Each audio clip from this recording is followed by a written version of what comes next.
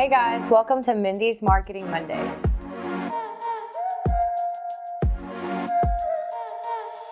Hey guys, welcome back to Mindy's Marketing Mondays. This is Starfish's bi-monthly segment where I talk about marketing tips, tricks, and just general marketing advice to help you grow your business's online presence. Today, I actually want to talk about Google and how Google decides its rank system in terms of SEO, SEM, and maps. We've talked about SEO before, and we've talked about search, but we've never talked about how Google ranks each department on the page and where each thing is segmented. So you have your SEO, you have your SEM, and you have the map section. So essentially your SEM is at the very top of Google. So when you go and you search something, a lot of times you'll see at the top of the page something like a sponsored, it'll literally say sponsored, and it'll be right underneath the business that populates first. So this is an SEM campaign that you're witnessing. SEM stands for Search Engine Marketing, and what it means is that that company has bid and paid to have its business populate at the very top when you search for anything relevant to the industry or maybe even their competitors. So how that works is Google has its own platform and you go in and you bid on certain keywords. What this means is that when people go and maybe they search couches, then you bid on the word couches. The winner is decided through Google's platform and whoever brought the most money to the table. So all online digital marketing works in an auction, whether that is on a Google platform, a social media platform, or programmatic platform. What that means is that the winning bid or the winning impression is going to go to the person who invested more money into that specific strategy, campaign, or keyword. So if you have more money than the other person, you've bid $500 in your SEM budget, and one of the keywords was couches,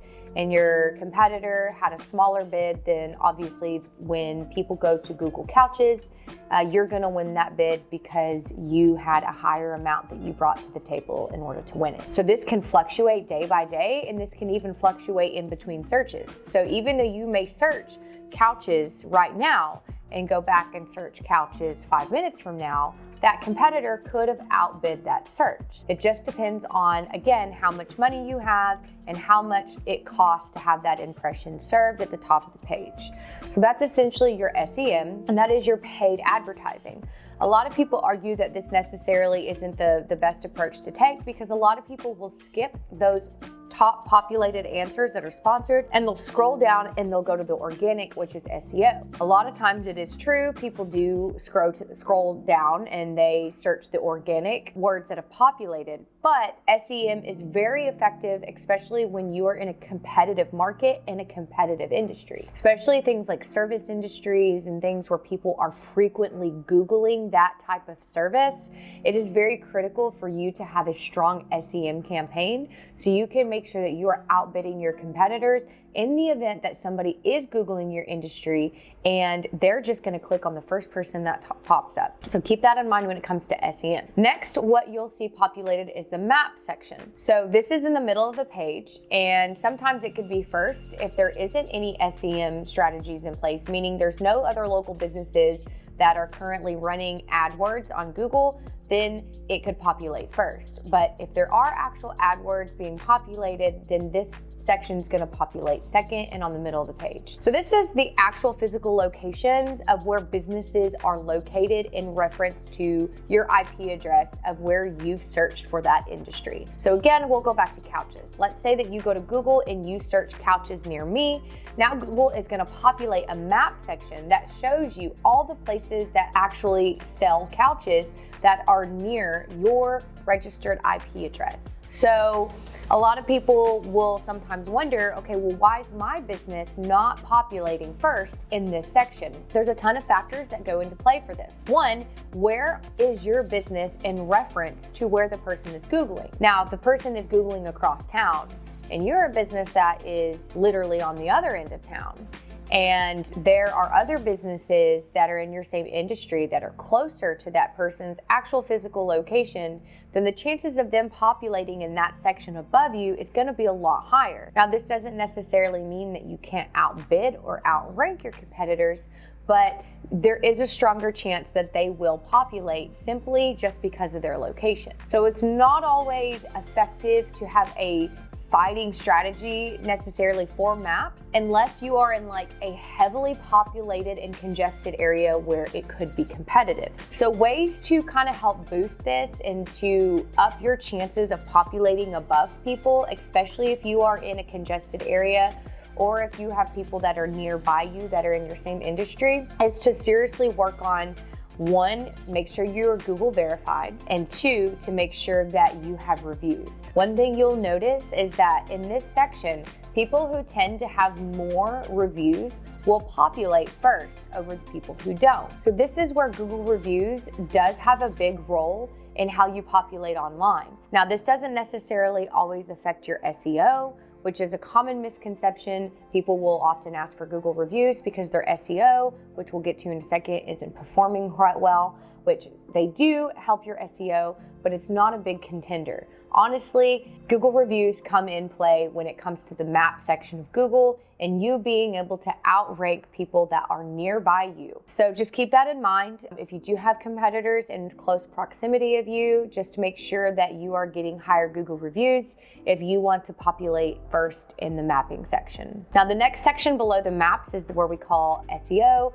which is your search engine optimization. This is your organic rank. So this is where nobody has necessarily paid to rank there, but Google has ranked them there based off of their own algorithms and their own techniques of assessing which companies need to rank higher than others. We've talked about SEO before and how there's tips and things that you can do. Honestly, a lot of it is your website. It's your website design. It has to do with your URL. It has to do with a lot of text on your page, how big text are, how clean text are. Has to deal with how many images you have, as well as keywords that you have listed on your site. Now, you always want to make sure that your site is fully equipped with keywords that are relevant to the things that people are going to be Googling in order to find you. So Google will use this as an algorithm to place you above others. But also, Google is what we call a publisher, meaning that Google puts out, or they allow a place for people to publish information. So Google really makes most of their money off of their happy consumers, because the more people that use their platform, the more they can justify charging people for ads. So if their users aren't happy, then Google is not happy. So what that means is that your website needs to be as user-friendly as possible, and it needs to be as convenient as possible to the consumer. Once you have that established, Google will recognize that people that are landing on your website seem to be pretty happy. They're getting the answers that they need really fast. They're navigating easy. Your website is mobile friendly. There's privacy policies. It's updated, it's clean, and Google will rank you higher than your competitors simply because you are offering convenience to their users. So when you are building your SEO strategies, just keep that in mind. Also make sure your website is regularly updated, and also make sure that you are protecting your brand as well as your consumers. So that's essentially how Google lays out its structure. And every single place on Google obviously has its own strategy in place. And there's a lot of work that goes into making sure that your business can fit and suits what Google prefers in order to offer your business above others on their platform. If you have any questions about Google Ads or how to improve your SEO, or even how to find better ways to get more reviews, that is definitely something we can help you with. And so just give us a shout out. Absolutely give us a call or give us an email. And of course, if you like this content, please like, share, and subscribe to these videos to follow more. And we will see you at the next one. Thanks.